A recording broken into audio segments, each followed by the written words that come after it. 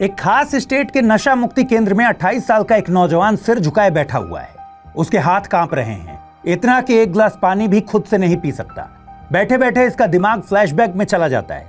ये व्यक्ति Abu Dhabi में ड्राइवर की नौकरी करता था, ठीक ठाक कमा लेता था और कुछ पैसा घर भी भेजता था। इसकी जिंदगी में सब कुछ ठीक चल रहा था, तभी एक दिन इसके दोस्तों ने इसे कल्लू से मिलवाया। कल्लू यानी क्रिस्टल मेथ, एक नशीला सिंथेटिक ड्रग। इसने क्रिस्टल मेथ लेना शुरू कर दिया और यही वो मोड़ था जब इसकी जिंदगी पलट गई। क्रिस्टल मेथ का नशा इतना जबरदस्त था कि उसे इस नशे की लत लग गई। ये नशा करने के बाद 2 दिन बिना सोए बिता सकता था, लेकिन उसके बाद ये बेहोश हो जाता। नतीजा ये हुआ कि नशे ने इसके शरीर को खोखला कर दिया, मेंटली अनस्टेबल कर दिया और यहां तक कि इसकी जॉब तक छूट गई। सिचुएशन इतनी बिगड़ गई कि आखिरकार परिवार वालों ने इसे वापस इंडिया बुलाया और नशा मुक्ति केंद्र भेज दिया। एक और केस देखिए। यहां इस स्टेट में एक ड्रग एडिक्ट व्यक्ति ने अपनी मां की ही हत्या कर दी। ऐसे न जाने कितने केसेस हैं। इस स्टेट में अब ड्रग्स और हत्याओं का ग्राफ बढ़ता जा रहा है। दोस्तों, जानते हैं ये सारे केसेस कहां आ रहे हैं? केरल में। जी हां, वही केरल जिसे गॉड्स ओन कंट्री कहा जाता है। वही केरल जहां की 100% के करीब साक्षरता दर इसे देश में खास बनाती है। वही केरल जो अपनी थय्यम, कथकली जैसे सांस्कृतिक विरासतों के चलते पूरे देश में अनोखा है। वही केरल जो अपने बैकवाटर, हरियाली, मन्नार के चाय बागानों जैसी भौगोलिक खूबसूरती के कारण जाना जाता है। लेकिन यही केरल अब धीरे धीरे नशे की राजधानी बनता जा रहा है। बहुत शॉकिंग है, लेकिन केरल में एक बड़ा ड्रग संकट खड़ा हो चुका है, पंजाब से भी बड़ा।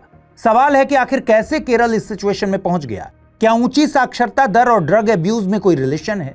केरल के समाज में ऐसा क्या हुआ कि लोग वास्तविकता को छोड़कर ड्रग के मायाजाल में उलझना पसंद कर रहे हैं? कितने केसेस आ रहे हैं केरल में? कहां से आ रहे हैं केरल में ड्रग्स? कैसा है केरल का ड्रग नेटवर्क? क्या है पार्वतीज टीयर्स, टेस्ला पिल और फेरारी पिल? क्यों बच्चे भी इस दलदल में फंसते जा रहे हैं? और सबसे बड़ा सवाल, कैसे केरल को इस नशे की गिरफ्त से बाहर निकाला जा रहा है? आज इस बेहद खास टॉपिक पर बात करेंगे। वीडियो लास्ट तक देखिएगा, जानने को बहुत कुछ मिलेगा। आप देख रहे हैं द फोर्थ डायमेंशन। मेरा नाम है अमृत।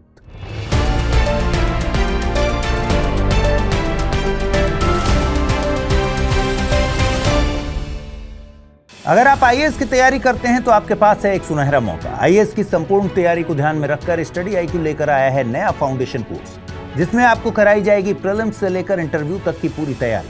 फाउंडेशन कोर्स में आपको 1000 घंटों से ज्यादा की live classes, 1-to-1 mentorship, daily current affairs, test series, CSAT की क्लासेस, प्रीलिम्स और मेंस रेजिडेंशियल प्रोग्राम और इंटरव्यू गाइडेंस प्रोग्राम तो मिलता ही है। साथ ही सबसे बड़ी सुविधा के तौर पर आपको मिलती है प्रीलिम्स पास करने पर पूरी फीस वापस की गारंटी। इसके अलावा टेस्ट में टॉप करने पर आपको हर महीने मिलेगा 11,000 रुपीज जीतने का मौका। तो तुरंत कीजिए अमृत लाइव कोड का यूज और जुड़िए सबसे कम प्राइस में हमारे बैच के गोल्ड, प्लैटिनम और डायमंड प्लान के साथ। अगर फिर भी कुछ कंफ्यूजन हो तो डिस्क्रिप्शन में दिए गए लिंक पर क्लिक कर दीजिए या फिर amrit@studiiq.com पर मुझे मेल कर दीजिए।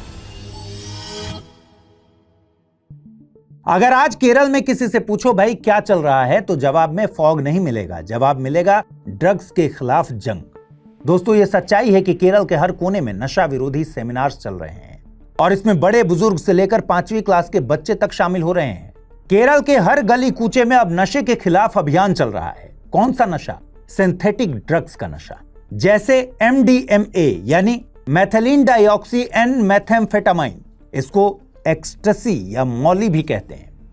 डॉक्टर कहते हैं कि शराब को एक लत में बदलने में सालों लग जाते हैं, लेकिन सिंथेटिक ड्रग्स ये सिर्फ कुछ दिनों में इंसान को अपना गुलाम बना लेती है। यही वजह है कि स्कूलों में पढ़ने वाले बच्चे हों या फिर बड़े बुजुर्ग, हर कोई नो टू ड्रग्स की मुहिम में शामिल हुआ है। और अगर गलती से आप केरल के बड़े शहरों के नशा मुक्ति केंद्र में जाएंगे तो हैरान रह जाएंगे।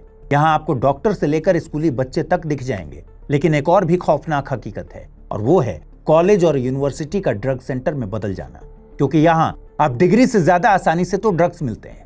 यहाँ के कॉलेज, यूनिवर्सिटीज अब ड्रग के सेंटर बन चुके हैं। एर्नाकुलम के एक कॉलेज हॉस्टल में पुलिस की रेड में 4 स्टूडेंट्स लगभग 2 किलो गांजे के साथ पकड़े गए।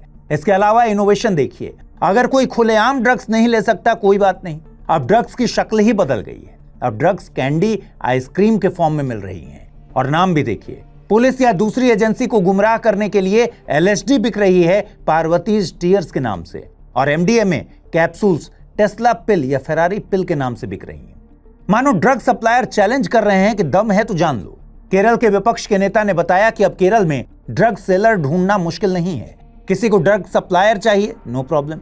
डार्क वेब अब नया ड्रग मार्केट है। ऑर्डर देने के लिए बस एक एनक्रिप्टेड चैट ऐप चाहिए, व्हाट्सएप या टेलीग्राम, किसी से भी काम चल जाएगा। और डिलीवरी ब्लिंकिट जैसी, 15 मिनट में ड्रग आपके दरवाजे। सुपर बाइक्स पर उड़ते हुए डिलीवरी बॉय आपको झटपट डिलीवरी दे देंगे। ज्यादातर ट्रांजैक्शन फेसलेस होते हैं और कई पेमेंट क्रिप्टो करेंसी में हो रहे हैं, यानी बिना किसी चेहरे के सौदे। यह है केरल का नया ड्रग इकोसिस्टम। लेकिन असली सवाल यह है कि इस जंग को कैसे लड़ा जा रहा है।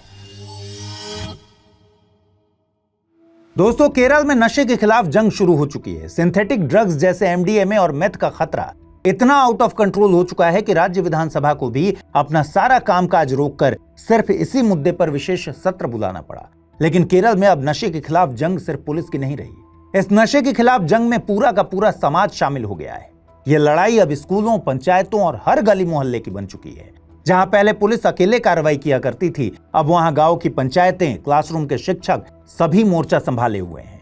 से नो टू ड्रग्स और लाइफ इज ब्यूटीफुल जैसे नारे दीवारों से लेकर डिजिटल स्क्रीन तक छाए हुए हैं। ड्रग बेचने और खरीदने वाले दोनों को धर दबोचने के लिए कई जगह निगरानी टीमें बनाई जा रही हैं। हर सड़क पर सीसीटीवी कैमरे आंखें गड़ाए बैठे हैं। जैसे पलक्कड़ की करिम्बा पंचायत में स्थानीय निवासियों ने ड्रग सप्लायर्स पर नजर रखने के लिए सड़कों पर सीसीटीवी लगाने का फैसला किया। यहां तक कि नशे के सौदागरों की खबर देने वालों को इनाम तक देने की घोषणा हो चुकी है। इसका एग्जाम्पल है मल्लपुरम जिले की ओथुकंगल पंचायत। इस पंचायत ने मुखबिरी करने वालों को 10,000 रुपए का इनाम रखा है। खास बात यह है कि केरल के कई जिलों में बन चुकी सतर्कता समितियां अब सिर्फ निगरानी नहीं करती, अब ये खुद सीधे कार्रवाई में उतरती हैं, फैसला ऑन द स्पॉट वाले स्टाइल में। जैसे कोझिकोड की मारुथोमकारा पंचायत में 35 सदस्यों की क्विक एक्शन टीम बनाई गई है। दोस्तों, स्थिति कितनी गंभीर है इसका अंदाजा आप इस बात से लगा सकते हैं कि पुलिस ने अब तक केरल में 1300 से ज्यादा drug smuggling black spot mark कर लिए हैं। मगर सवाल वहीं का वहीं है, यह जहर केरल में आ कहां से रहा है? और केरल जो कभी देश भर में शिक्षा, पर्यटन और स्वास्थ्य का आदर्श था, आज इस अंधेरे मोड़ पर कैसे पहुंच गया? अगर आपको लगता है कि ड्रग्स की सप्लाई सिर्फ गली कूचों में होती है, तो जरा ड्रग्स का हाईटेक नेटवर्क देखिए जो अब केरल को अंदर से खोखला कर रहा है। दोस्तों, इंडियन एक्सप्रेस की एक रिपोर्ट है, उसमें पुलिस और आबकारी अधिकारियों ने बताया कि एमडीएमए जैसी ड्रग्स गोवा, हैदराबाद और बेंगलुरु से केरल में आ रही हैं। एक सवाल यह भी आता है कि भाई प्रोडक्शन कहां हो रहा है? नारकोटिक्स कंट्रोल ब्यूरो यानी एनसीबी के अनुसार साउथ इंडिया में सिंथेटिक ड्रग्स के प्रोडक्शन सेंटर बेंगलुरु, गोवा और हैदराबाद हैं। दिल्ली से भी इसकी सप्लाई होती है। अभी कुछ महीनों पहले कोल्लम शहर की पुलिस ने 90 ग्राम एमडीएमए सीज किया था। जब और जांच हुई तो पता चला कि दिल्ली से एक नाइजीरियन नागरिक अबेदियो सोलोमन इस सप्लाई में लगा था। जब इसकी गिरफ्तारी हुई तो पता चला कि यह नाइजीरियन केरल में कासरगोड से लेकर तिरुवनंतपुरम तक लगभग हर रोज एमडीएमए की सप्लाई करता रहा है। यह 700 रुपए में लाकर 5,000 रुपए में बेचता था छोटे छोटे पैकेट्स। 1,000 से 1,500 रुपए पर पैकेट के हिसाब से चार्ज करता था। सिर्फ इतना ही नहीं, पुलिस का कहना है कि विदेशों से, खासकर ओमान से भी सिंथेटिक ड्रग्स केरल आती हैं और ये ड्रग्स कुरियर में आती हैं। अब ये तो प्रैक्टिकली पॉसिबल है ही नहीं कि सभी पार्सल को चेक किया जाए और यही एक लूपहोल बन जाता है। बहरहाल, अब जब ये ड्रग्स किसी भी रूट से केरल आ जाती हैं तो पुलिस के मुताबिक स्टूडेंट्स, प्रवासी मजदूर, पेशेवर सप्लायर इसे पूरे केरल में सप्लाई करते हैं। तो दोस्तों, ये है केरल में ड्रग्स का हाईटेक नेटवर्क। आइए अब समझते हैं कितने लोग इस दलदल में फंसे हुए हैं, नंबर्स क्या कहते हैं। दोस्तों, ये चार्ट देखिए। ये chart magnitude of substance abuse in India report के डेटा के आधार पर बनाया गया है और ये रिपोर्ट सामाजिक न्याय और अधिकारिता मंत्रालय द्वारा बनाई गई थी। ये रिपोर्ट एक आई ओपनर है। इसके अनुसार केरल में अप्रॉक्स 7.5 लाख एडल्ट यानी 18 से 75 साल के बीच के लोग नशे के चंगुल में फंसे हैं। रिपोर्ट में बताया गया है कि कैनबिस सबसे अधिक अब्यूज की जाने वाली ड्रग है। लगभग 3,52,000 एडल्ट इसे यूज कर रहे हैं।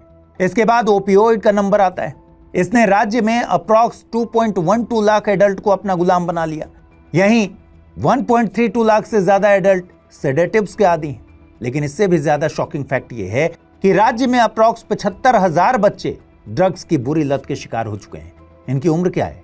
इनकी उम्र महज 10 से 17 साल के बीच। सबसे ज्यादा बच्चे ओपियोइड की लत में फंसे हुए हैं। इनके नंबर्स करीब 31,000 हैं। इसके बाद 15,000 बच्चे कैनबिस के शिकार हो चुके हैं। दोस्तों, बच्चों की ये सिचुएशन वाकई चिंताजनक है। खुद सोचिए, 11,000 से ज्यादा बच्चे सेडेटिव्स और हेलुसिनोजेंस जैसे ड्रग्स ले रहे हैं, 1000 बच्चे कोकीन ले रहे हैं। आखिर क्या होगा ऐसे समाज का जहां बच्चे किताबों की जगह ड्रग्स का नशा कर रहे हैं? ये आंकड़े बता रहे हैं कि केरल में ड्रग्स की लत बहुत तेजी से बढ़ रही है और केरल की सिचुएशन बहुत चिंताजनक है। दोस्तों, आगे समझते हैं कि कैसे केसेस के मामले में केरल ने पंजाब को भी पीछे छोड़ दिया है। इस वक्त केरल में सही मायने में ड्रग इमरजेंसी की सिचुएशन है। केरल, जिसकी इमेज लंबे समय से भारत के एक पढ़े लिखे स्टेट की थी, अब ड्रग्स को लेकर बदनाम हो रहा है। कितना बदनाम हो रहा है, कोई आइडिया है आपको? देखिए, पंजाब को अक्सर ड्रग्स कैपिटल ऑफ इंडिया कह दिया जाता है, लेकिन अब केरल पंजाब को पीछे करके भारत की ड्रग्स कैपिटल बन चुका है। ये हम नहीं कह रहे, सरकारी आंकड़े बता रहे हैं। आप ये चार्ट देखिए, इसमें टॉप 5 स्टेट्स के डेटा दिए गए हैं। National drugs and psychotropic substance NDPS act के तहत दर्ज मामलों में 2022 से 2024 तक के आंकड़े ये दिखाते हैं कि केरल लगातार टॉप पर है। 2022 में जहां 26,918 केसेस थे, जो 2023 में बढ़कर 30,715 हुए और 2024 में मामूली गिरावट के साथ 27,701 रहे। इनफैक्ट पिछले 4 सालों की बात अगर कर लें तो 21, 22, 23, 24 तो केरल में ड्रग से जुड़े कुल 87,101 मामले दर्ज किए गए। इससे भी 4 साल पीछे की बात करें तो कुल 37,228 मामले रजिस्टर हुए। यानी इन 4 सालों में 130% ज्यादा मामले देखे गए। डराने वाली बात यह है कि अकेले 2025 के पहले 2 महीनों में 1783 मामले आ चुके हैं। वहीं पंजाब में 2022 में 12,423 केस थे, जो 2024 में घटकर 9,025 रह गए। महाराष्ट्र में 2023 में पीक पर 15,561 केस थे, 2024 में यूपी में 6,204, राजस्थान में 5,462 केस दर्ज हुए।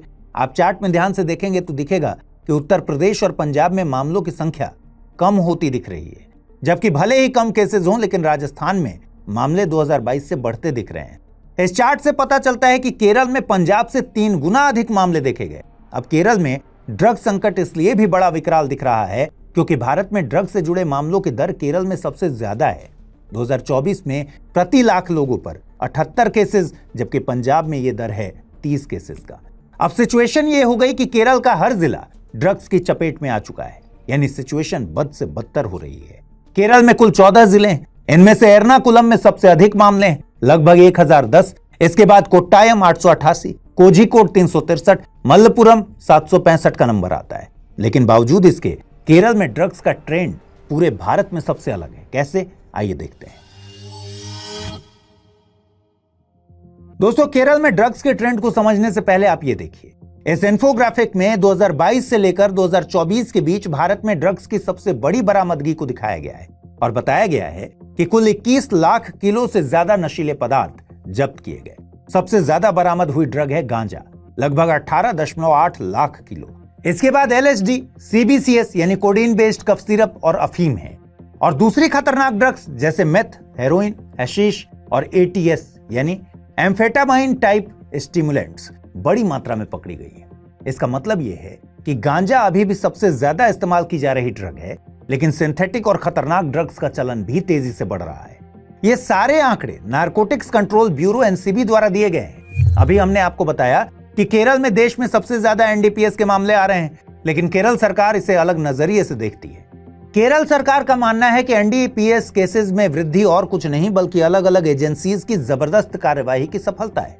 जैसे 22 फरवरी से 1 मार्च के बीच सिर्फ एक हफ्ते में स्पेशल टास्क फोर्स ने 2762 ड्रग ब्रस्ट किए और 2854 संदिग्धों को गिरफ्तार किया। यानी केरल में पुलिस और एक्साइज की सख्ती के चलते केस जरूर बढ़े हैं, मगर सीज की गई ड्रग्स की वैल्यू अन्य राज्यों की तुलना में बहुत कम है। ये एक शॉकिंग फैक्ट है। केंद्रीय गृह मंत्रालय के अनुसार 2024 में पूरे देश में 25,000 करोड़ की ड्रग्स पकड़ी गई, लेकिन केरल में यह आंकड़ा 100 करोड़ से भी कम रहा। दोस्तों, भले ही यह आंकड़ा कम हो, लेकिन सिंथेटिक ड्रग्स अब्यूज का खतरा केरल में बढ़ता जा रहा है। इसके अलावा भी एक और ट्रेंड केरल की ड्रग स्टोरी में दिख रहा है। देखिए, लोकसभा ने केरल में ATS और MDMA सहित सिंथेटिक ड्रग्स की जब्ती के आंकड़े भी जारी किए। 2021 में जब्ती की मात्रा बस 5.42 किलो थी। 2022 में यह बढ़ा और आंकड़ा 9.6 किलो तक पहुंचा। लेकिन 2023 में जैसे कोई बम फूट गया, जब्ती 2543.22 किलो तक पहुंच गई। और इस विस्फोटक आंकड़े में सबसे बड़ा हिस्सा था एटीएस का। फिर 2024 में ग्राफ अचानक से गिरा, बस 25.85 किलो जब्त हुआ। ये आंकड़े चिल्ला चिल्ला कर कह रहे हैं कि सिंथेटिक ड्रग्स एक धीमा जहर नहीं बल्कि फटने वाला बम है, और यही होता दिखा भी। केरल में 2017 में पहली बार एमडीएमए सीज हुआ था। इसकी क्वांटिटी पता है कितनी थी? केवल 107 ग्राम। लेकिन 2024 तक ये क्वांटिटी बढ़कर हो गई है 3437 ग्राम, यानी 3000% से ज्यादा की वृद्धि। और ये तब की सिचुएशन है जब केरल ड्रग्स का मैन्युफैक्चरिंग सेक्टर नहीं है, केवल कंज्यूमर जोन है। अगर आपको लगता है कि ड्रग्स सिर्फ एक बुरी आदत है तो जरा इस खूनी तस्वीर को देखिए जो पुलिस के आंकड़े पेश कर रहे हैं। केरल में इस साल सिर्फ पहले 2 महीनों में 63 हत्याएं हुई और इनमें से 30 मर्डर ड्रग्स से जुड़े हुए थे, यानी आधे से भी ज्यादा मर्डर ड्रग्स के कारण हुए। दोस्तों, केरल की सड़कों पर अब सिर्फ नशे की सड़ांध नहीं आ रही, बल्कि खून के छींटे भी दिख रहे हैं। तिरुवनंतपुरम 25 फरवरी 2025, एक 23 साल का व्यक्ति सीधे पुलिस स्टेशन पहुंचता है और बिना किसी डर के या रिग्रेट के कहता है, मैंने 6 लोगों को मार डाला, जिनमें मेरी मां, छोटा भाई, मेरी प्रेमिका भी शामिल है। पुलिस ने बताया कि मर्डरर ड्रग्स का आदी था। ऐसे ही त्रिशूर में एक 30 साल के शख्स ने जब पब्लिक प्लेस पर 2 किशोरों को ड्रग्स लेते हुए टोका तो उन्होंने उसे ही मार डाला। इनकी उम्र क्या थी? सिर्फ 14 और 16 साल। सोचिए, 14 और 16 साल के अंडर एज बच्चों के मन में ड्रग के लिए रोकने टोकने से ऐसी क्या चोट लगी कि उन्होंने मर्डर करना सही समझा? ये तो कुछ भी नहीं। कोझिकोड में 25 साल का एक लड़का जब नशा मुक्ति केंद्र से लौटा तो उसने अपनी मां की ही हत्या कर दी। दोस्तों, ये सिर्फ केसेस नहीं है, बल्कि उस काली सुरंग की झलक है जिसमें केरल का समाज उतरता जा रहा है। एक्सपर्ट्स बताते हैं कि एमडीएमए जैसे सिंथेटिक ड्रग्स दिमाग में खुश रहने वाले केमिकल्स या हैप्पी हार्मोन की सुनामी लाते हैं। जब तक इनका असर रहता है तब तक लाइफ में ऑल इज वेल रहता है, लेकिन असर खत्म होते ही इंसान बेहद हिंसक और अस्थिर हो जाता है। और यही एग्जैक्टली हो रहा है आज के केरल में। लेकिन सोचने वाली बात यह है कि हिंसा की यह लहर अचानक नहीं आई। 2021 में जहां ड्रग्स से जुड़ी 16 हिंसक घटनाएं दर्ज हुई थी, वहीं 2024 की शुरुआत के सिर्फ 2 महीनों में 23 केसेस सामने आ चुके हैं। स्कूलों से लेकर रैलियों तक अब नो टू ड्रग्स की शपथ ली जा रही है। मगर सवाल है कि कैसे रोका जाए इस समाज को ड्रग्स की दलदल में फंसने से। अगर आपको लगता है कि नशे की लड़ाई सिर्फ सोशल मीडिया पर से नो टू ड्रग्स लिखकर लड़ी जा रही है, तो केरल का केस भी जान लीजिए। 24 मार्च 2024 को विधानसभा में केरल के आबकारी मंत्री एम.बी. राजेश ने खुलासा किया कि साल के सिर्फ पहले 2 महीनों में ही 18 साल से कम उम्र के 588 बच्चे सरकारी नशा मुक्ति केंद्रों में इलाज के लिए पहुंचे। और ये कोई मामूली आंकड़ा नहीं है, पिछले साल के मुकाबले 45% ज्यादा है। मतलब 2023 में जहां 1982 मामले थे, वहीं 2024 में जनवरी फरवरी में ही 2880 मामले दर्ज हो गए। अब रुकिए, ये तो थे सिर्फ इलाज कराने वाले। सवाल यह है कि इलाज कहां हो रहा है? केरल जैसे राज्य में जहां ड्रग्स की बाढ़ सी आ चुकी है, वहां सिर्फ 24 सरकारी नशा मुक्ति केंद्र हैं। तुलना करें तो उत्तर प्रदेश में 75, महाराष्ट्र में 55, ओडिशा में 50, राजस्थान में 44, एमपी में 43, दिल्ली में 30 और गुजरात में 23 है। और पंजाब, जो ड्रग्स के नाम पर देश में सबसे ज्यादा चर्चा में रहा है, वहां सिर्फ 10 केंद्र। आपने बिल्कुल सही सुना। जबकि असम जैसे छोटे राज्य में भी 35 केंद्र हैं। दोस्तों, आपको क्या लगता है, क्या सिर्फ नशा मुक्ति केंद्र ही समस्या का समाधान है?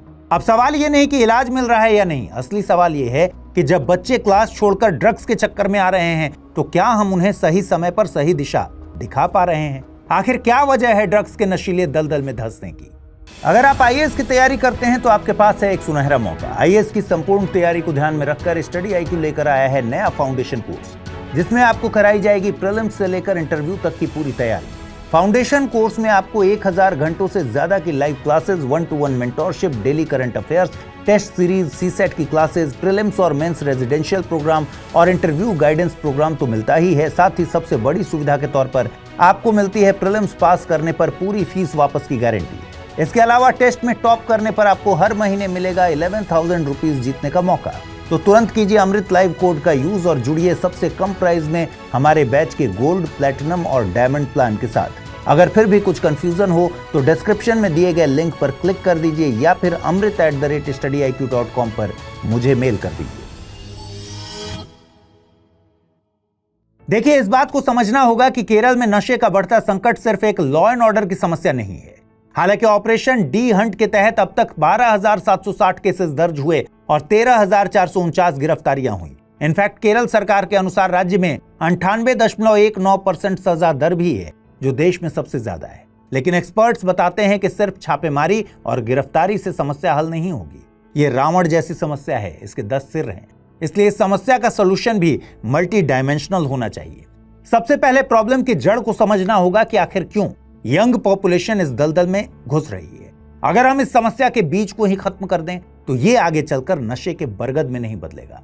देखिए, कई एक्सपर्ट्स बताते हैं कि चाहे केरल हो या कश्मीर, युवाओं के नशे की तरफ बढ़ते कदमों का सबसे बड़ा कारण उनका अकेलापन है। कई मनोवैज्ञानिक बताते हैं कि केरल एक ऐसी सोसाइटी है जहां सेक्स, शराब, ड्रग्स जैसे मुद्दों पर खुलकर बात नहीं होती। इसका असर यह पड़ता है कि युवा अकेले ही सब कुछ एक्सप्लोर करते हैं। समाज उन्हें कुछ बताता नहीं और जब वो भटक जाते हैं तो बहुत देर हो चुकी होती है। यहाँ मानसिक स्वास्थ्य पर बात नहीं होती, जबकि केरल आत्महत्या दर में सबसे ऊपर है। और भी रीजंस हैं। कोविड के बाद की बेरोजगारी, विदेशों से आने वाली कम रकम और सोशल मीडिया की चमक दमक ने युवाओं को भीतर से खोखला कर दिया। सोशल मीडिया पर दिखने वाली लाइफस्टाइल से युवा खुद की तुलना करते हैं और निराश हो जाते हैं। स्कूलों में बच्चे नशीली चीजों की बात करते हैं, शिक्षक चुप हैं। माँ बाप सिर्फ मार्क्स की बात करते हैं, बच्चों के मन को नहीं टटोलते। ज्यादातर केसों में माता पिता को भी नहीं पता होता कि बच्चा नशे में है। जब वो गुस्से में चीजें तोड़ता है या अजीब सी हरकतें करता है, तब जाकर सच्चाई सामने आती है। कोई सुनने वाला नहीं, कोई समझने वाला नहीं, और ऐसे में ड्रग्स सिर्फ नशा नहीं बनता, बल्कि एक बचाव का रास्ता बन जाता है, वे टू एस्केप रियलिटी। और कम उम्र के बच्चे इसमें फंस जाते हैं। डेटा भी यही बताता है कि 2024 में 18 साल से कम उम्र के बच्चों पर एनडीपीएस के 75 केस दर्ज हुए, और ये सिर्फ रिकॉर्ड पर आए मामले हैं। अनरिकॉर्डेड न जाने कितने मामले होंगे। सच ये है कि ये सिर्फ एक ड्रग्स की कहानी नहीं है, ये उस चुप्पी की कहानी है जो इस समाज ने सालों से पाल रखा है। अब सवाल ये नहीं कि केरल में क्या हो रहा है, सवाल ये है कि क्या हम इन बच्चों की सुन रहे हैं। इसलिए पूरे समाज को इस दिशा में काम करना होगा। स्कूल के काउंसलर, माता पिता, टीचर्स को बच्चों की मदद करनी होगी। स्कूल और कॉलेज के कोर्स में ड्रग्स एजुकेशन को कोर्स में लाना होगा। बच्चों को इसके बारे में बताना होगा ताकि जब उन्हें कोई ट्राई करके देख कहे तो वो ना कह सके। केरल की सोसाइटी में एक मेन स्ट्रीम थॉट बनाना होगा कि नशे के लिए कोई जगह नहीं। वही जो इस दलदल में फंस चुके हैं, उनके लिए केरल में ऐसे आधुनिक पुनर्वास केंद्र चाहिए जो सिर्फ डिटॉक्स ना करें, बल्कि नशे में डूबे इंसान को फिर से खड़ा करें, समाज से जोड़ें। इसके लिए एनजीओज और कॉर्पोरेट दोनों को मिलकर ऐसा काम करना होगा ताकि ऐसे लोग कोई काम धंधा कर सकें और दोबारा जिंदगी की दौड़ में शामिल हों और उनका आत्मसम्मान वापस हो जाए। इसके अलावा ड्रग्स कहां से आ रही है, इस समस्या पर भी कुठाराघात करना होगा। फॉर एग्जाम्पल, केरल की 500 किलोमीटर से ज्यादा की तटरेखा है और निगरानी के लिए तटरक्षक जहाज काफी नहीं है। यही कमजोरी ड्रग्स स्मगलर की ताकत बनती है और इसलिए तटरक्षक और पुलिस को हाईटेक रिसोर्स प्रोवाइड करवाने होंगे। ड्रग्स रैकेट हाईटेक तकनीक जैसे डार्क वेब और एनक्रिप्टेड एप्स का यूज करते हैं और इसलिए हमारे योद्धाओं को भी एआई ड्रिवन सर्विलांस और हाईटेक तकनीकों को अपने हथियार बनाने होंगे। इन सब के अलावा जो सबसे जरूरी है वो है तेज और सुनिश्चित सजा। इसके लिए कानून बदलना होगा। तस्करों को भारी जुर्माना और कड़ी से कड़ी सजा देनी होगी। अब जरूरत है जीरो टॉलरेंस पॉलिसी की। दोस्तों, अगर अब कार्रवाई नहीं हुई तो कल हम एक पूरी पीढ़ी को खो देंगे और अफसोस करते रह जाएंगे। अब यह समस्या सिर्फ सरकार की जिम्मेदारी नहीं, ये एक नैतिक युद्ध है। हम सब की लड़ाई है। ये हमारी नस्ल, हमारी सोच, हमारे भविष्य को बचाने की लड़ाई है और हमें इसको हर कीमत पर जीतना है। दोस्तों, अगर आपको केरल में ड्रग्स से लड़ाई का मुखिया बनाया गया होता तो आप इस समस्या को कैसे हैंडल करते, कमेंट करके जरूर बताइएगा। आज के एपिसोड में इतना ही। जल्द मिलते हैं किसी और टॉपिक के साथ। तब तक पढ़ते रहिए, सीखते रहिए, बढ़ते रहिए। नमस्कार।